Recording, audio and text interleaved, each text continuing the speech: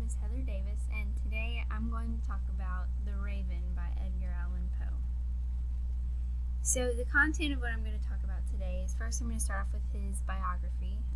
We're going to go over the overview of The Raven, and then we're going to analyze the theme, the narrator, the raven, and the use of the word nevermore, and then we'll go to the conclusion. So let's start with Edgar Allan Poe's biography and see what his life was like. So he was born as Edgar Poe in January 19th of 1809. He was the second child of David and Elizabeth Poe, who were actors along the East Coast. His dad left his mom, and then his mom died in 1811. He was then adopted by John and Frances Allen in Virginia. John Allen was a merchant in Richmond, Virginia. John Allen then moved his family to England to open a branch of his firm, and then back to Virginia, where Poe completed his schooling and then attended the University of Virginia in 1826. Although he did excel in ancient and modern languages in the University of Virginia, he was an avid gambler, and that caused several problems.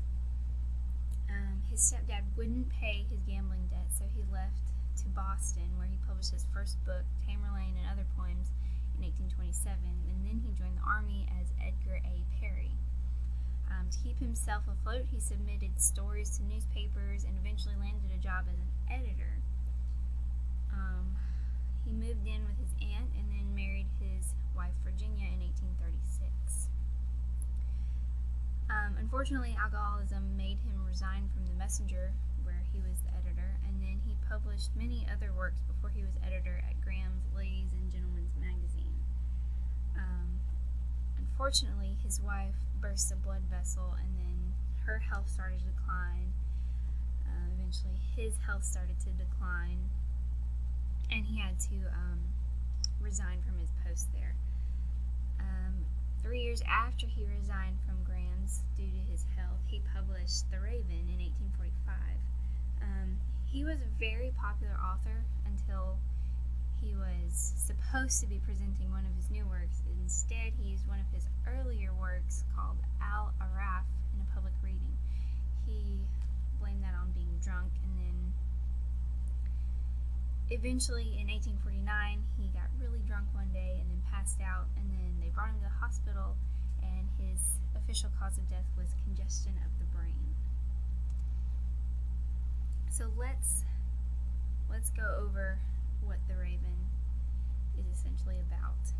So the poem starts in a narrator's chambers about midnight. He hears a tapping sound and he thinks it's coming from his bedroom door. He checks and there's nothing there. He calls out Lenore, which is the name of his lover, maybe his wife, we're not sure. And he hears an answer, but it's just his echo through the empty halls. So he goes back to his chambers, and then he hears a tapping again, and so he checks the window and he's telling himself, oh, it's just the wind, it's nothing to be scared of. But then this raven flies in. He goes on, the raven comes in and sits on a bust of Pallas, which is a statue that, according to the book, is above his door. And he asks the bird its name, and then quoth the raven, nevermore. Throughout the rest of the poem, the narrator is trying to figure out what the bird is and what it wants, as all it can say is nevermore. Towards the end, he thinks it's a demon of some sort and tries to tell it to leave, which elicits the only response that the bird knows, which is nevermore. The last two lines of Poe's poem seem to indicate that the narrator dies, but his soul is trapped in the shadows of the house because of the raven, and will leave the house nevermore. Okay, so let's analyze the theme. So there are two themes that are commonly referred to, which is horror and satire. So we're going to look at both of those. So let's first look at horror. So some of the indicators of the horror theme are as the time it's set in. There's something dark and mysterious and scary about midnight, and it's often used in the horror genre in the middle of the night. So it's in the middle of the night, it's dark, and nobody's supposed to be out and about, but there's this ominous tapping that the narrator is is trying to make sense of. First, he thinks it was his beloved Lenore's ghost, but it was actually the strange raven, which is another indicator of the horror theme. Ravens are often considered an omen in many cultures, and the appearance of one in the story doesn't seem to be a good sign either. The use of the word nevermore is also strange, as that's all a raven can say, and that's kind of creepy when, there's something in your room and all it can say is this one word. While the narrator is trying to say that it's just the wind or tricks that his mind is playing on him and there's nothing more, it's just this bird that comes in and saying that things will be nevermore, which adds to the horror tone of the story. The tone of the story itself is dark and mysterious, along with all of these things. So let's look at this satire theme. Some do believe that the theme is satirical in the fact that many of the poem statements don't add up. As Eddings pointed out, there's this tufted floor and this sound on this tufted floor, but tufted floors don't really make a sound.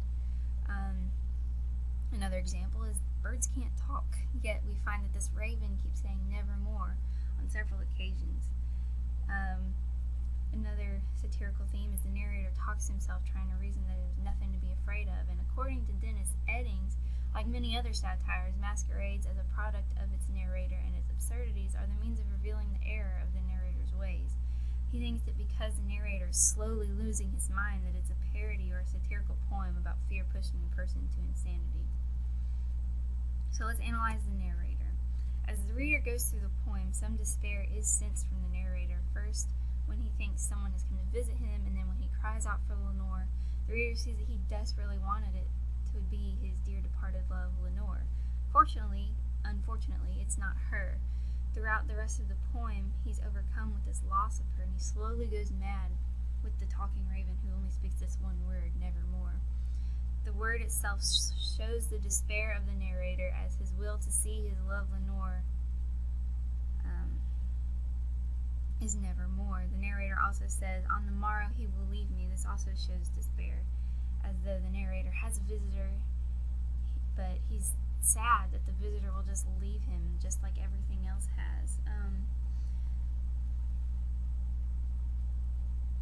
This is parallel to what's happening in Poe's life right now, as his wife bursts a blood vessel about the same time, and her health is declining, and she passes away shortly after. And towards the end of the poem, the dialogue with the raven shows that he feels more despair as it goes on in his accusations of what the bird is and what it wants gets darker and darker until he senses that it's something evil. So, analysis of the raven. There are many theories of what the raven symbolizes in Poe's poem. In many cultures, the raven is considered an omen, as they are often found in dark places where bad things either have happened or are about to happen. Maybe it's just a coincidence, but it's widely perceived as a superstitious sign. As the narrator continues his dialogue with the raven, he comes to conclude that this is a thing of evil throughout the series of questions. Who are you? What are you doing here? I bet you'll leave. Will I ever see Lenore again? To which the raven always responds, nevermore. There's also a theory that the raven symbolizes the narrator's lost lover, Lenore, as he so desperately wishes to be with her again. In the beginning of the poem, he even calls out to an empty hallway, hoping that she was the culprit behind the tapping that he heard, but unfortunately she wasn't, and it was just the raven. In George Green's The Composition of the Raven, he states that Poe even lets the public know that the raven is merely the allegorical emblem of mournful remembrance, out of whose shadow the poet is lifted nevermore. Although there is a lot of controversy of whether Poe was telling the truth or not, as he was known to give false accusations of various events. So let's analyze the word nevermore. Well, when the bird first comes into the story, the narrator asks the bird what its name is, to which it replies, nevermore. While that may be the name of the bird, it also may be the only word it knows.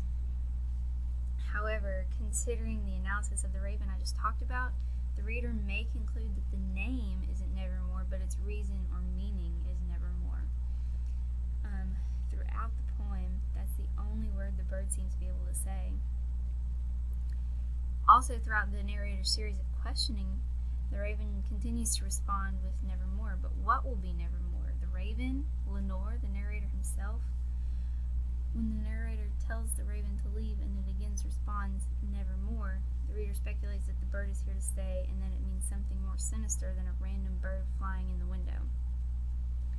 As the last two lines, and my soul from out that shadow that lies floating on the floor shall be lifted nevermore, the reader speculates that now, because of this raven, the omen that it brought, the narrator has now died, but the presence of the raven traps his soul in the shadows, never to be lifted to heaven and join his beloved Lenore.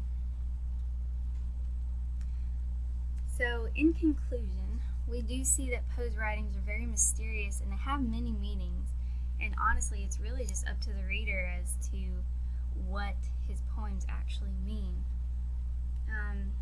In my opinion, contrary to popular belief, his writings do reflect his life, at least a little bit, as the reader sees that when the poem was written, Poe's wife Virginia's health was declining and he was close to losing her.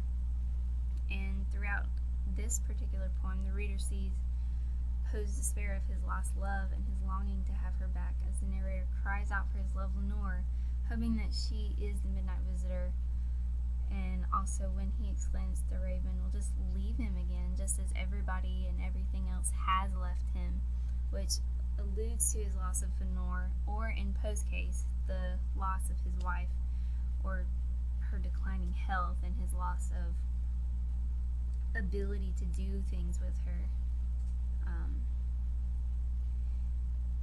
He desperately wants to be with his wife and wants the raven to answer the question of whether or not he will ever be with her again, to which quoth the raven nevermore.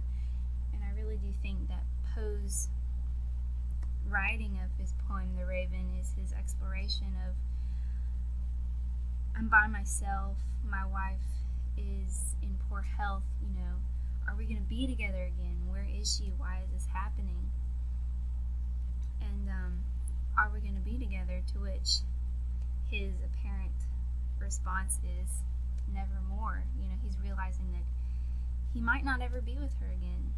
The reader does feel Poe's desperation that he can't be with his wife when he says in the last two lines that his shadow is trapped, or that his soul is trapped in the shadows to be lifted to be with his love nevermore.